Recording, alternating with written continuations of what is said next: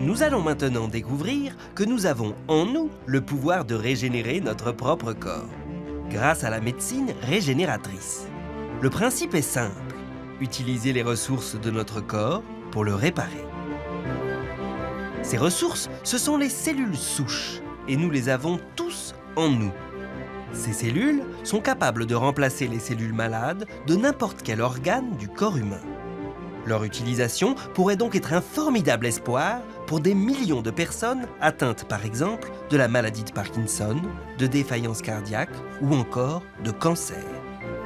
Certains médecins utilisent déjà ces cellules pour réparer des organes défaillants. D'autres, comme Anthony Atala, un des pionniers de cette nouvelle médecine, sont capables de régénérer entièrement des organes ou des parties du corps.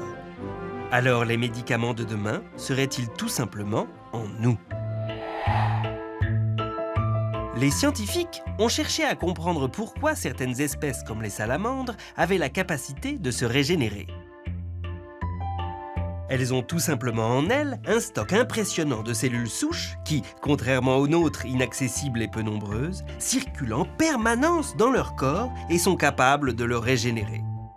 Mais qu'est-ce que les cellules souches exactement ?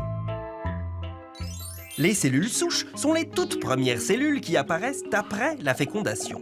À ce stade, on les appelle des cellules souches embryonnaires, c'est-à-dire qu'elles vont devenir un embryon. Elles sont capables de se transformer en n'importe laquelle des 400 cellules que compte le corps humain, en cellules de peau, de cœur ou d'os. À l'âge adulte, nous conservons encore quelques cellules souches, en faible quantité, dans la moelle osseuse, mais aussi dans le sang, les muscles ou bien les tissus adipeux. Elles sont aussi capables de se transformer, mais seulement en quelques dizaines de cellules. Découvertes il y a 60 ans, ces cellules souches adultes étaient jusqu'alors très difficiles à exploiter. Mais les cellules souches embryonnaires, même si elles sont plus efficaces, posent un problème éthique majeur, puisqu'il faut les recueillir au tout début de la formation d'un embryon humain. Leur utilisation est donc extrêmement contrôlée. Les cellules souches adultes sont donc une vraie alternative. Les techniques se sont améliorées et il est aujourd'hui possible de les utiliser pour réparer nos organes défaillants. Nous sommes au CHU de Toulouse, dans le service du professeur Roncalli, un chirurgien cardiaque renommé. Ce matin, il vient contrôler le cœur de l'un de ses patients. Professeur Roncalli, bonjour. Bonjour.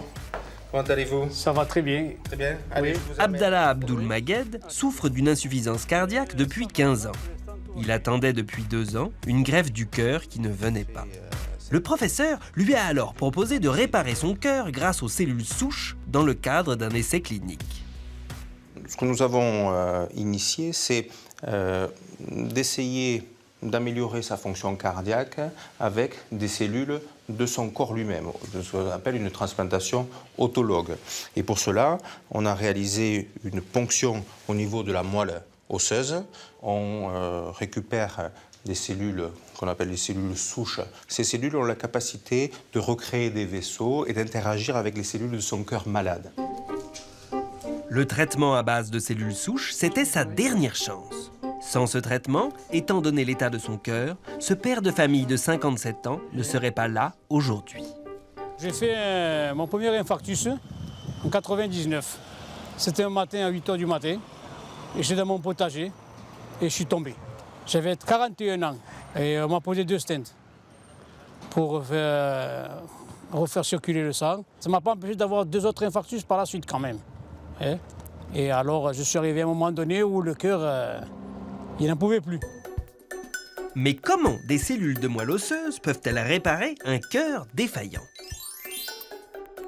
La moelle osseuse contient une petite quantité de cellules souches que le médecin vient ponctionner. Ensuite, ces cellules sont placées dans un milieu nutritif qui leur permet de se multiplier. Quand elles sont assez nombreuses, elles sont réinjectées dans le cœur du patient en passant par son artère fémorale. Un échange entre les cellules du cœur et les cellules souches démarre alors.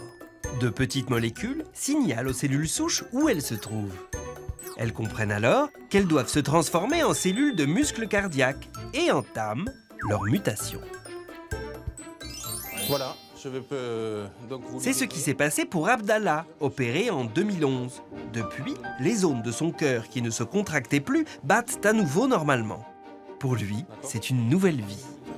Et un rendez-vous à la salle Je marchais sur 500 mètres, il fallait le faire en 2 fois. Maintenant, je fais des kilomètres et des kilomètres. Je vis une nouvelle vie.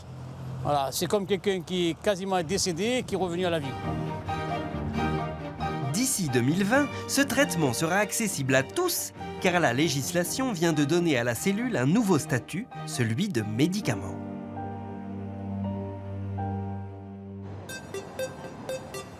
À quelques kilomètres de Paris se trouve l'une des plus grandes usines européennes de fabrication de ces cellules médicaments. Les cellules souches de chaque patient sont transformées ici en un médicament unique. Pierre-Noël Lirsac, le PDG de la société, n'a qu'un objectif, faire de la médecine personnalisée pour le plus grand nombre. C'est un médicament qui est fait à partir des cellules d'un patient, pour le même patient, greffé au même patient.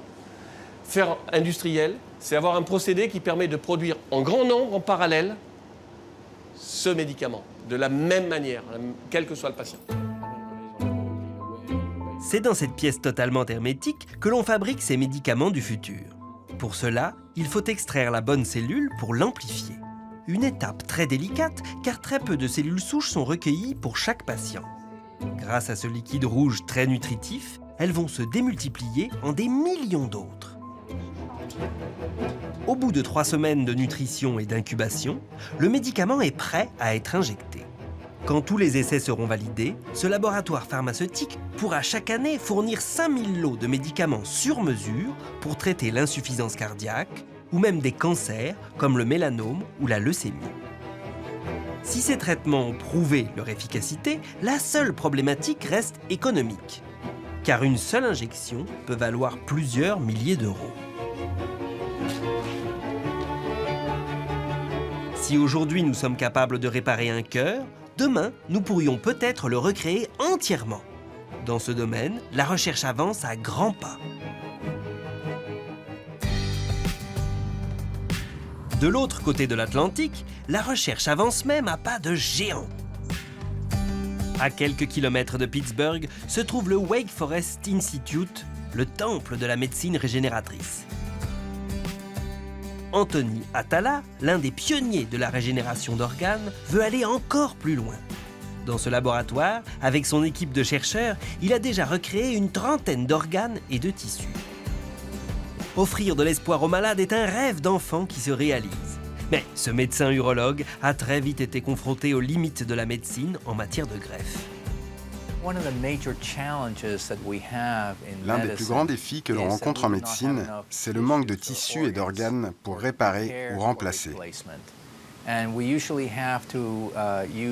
Nous utilisons habituellement un organe transplanté provenant d'un patient décédé, ou bien nous utilisons une prothèse en métal ou en plastique. Il n'y a pas photo quant à la meilleure solution pour le patient. C'est bien d'utiliser leurs propres tissus ou cellules pour les soigner. Anthony Atala s'est donc lancé il y a plus de 10 ans dans la médecine régénératrice. Au lieu de réparer les organes, son but était de les recréer de toutes pièces, mais avec les cellules de chaque patient. Il choisit alors d'utiliser des matrices biodégradables reproduisant la forme exacte de l'organe à remplacer pour guider les cellules. Une fois implantées dans le corps, les cellules souches remplacent le support qui se désagrège. Ces échafaudages, Anthony Atala en a fabriqué toute une collection. Ce sont différents types d'échafaudages, par exemple l'oreille. Nous avons construit ces échafaudages pour qu'ils aient presque des propriétés similaires aux structures que nous voulons reconstituer.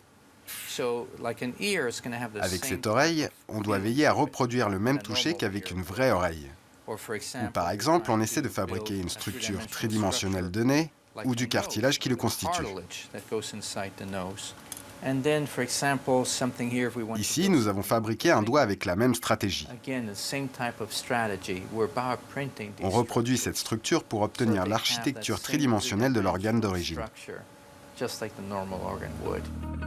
Sur cette photo, une toute nouvelle oreille. Elle est encore en phase de test, comme de nombreuses structures que l'on voit ici. car une fois la partie du corps reproduite, tout l'enjeu est de la rendre viable dans le corps du patient. C'est dans ce but que cette artère est plongée dans un milieu mimant la pression et la température du corps humain. Une fois que la structure est construite, nous voulons savoir si nous sommes capables de la maintenir en vie grâce à ce dispositif. Il permet de recréer pour le vaisseau les mêmes conditions que dans le corps humain. Il y a 9 ans, Anthony Atala réussit pour la première fois à reconstruire intégralement une vessie, un organe en forme de poche dont la structure est assez simple. Cette sphère, c'est l'échafaudage de l'organe, et le liquide rouge, ce sont les cellules souches. Une trentaine de patients vivent aujourd'hui avec une vessie régénérée. Anthony Atala a aussi reconstruit des trachées, des vaisseaux sanguins, du cartilage, et il ne compte pas s'arrêter là. Il a même réalisé un exploit l'année dernière en recréant un nouveau vagin pour cette jeune femme qui en était dépourvue à cause d'une maladie génétique rare. Cette technique peut aussi servir à soigner certains cancers. Je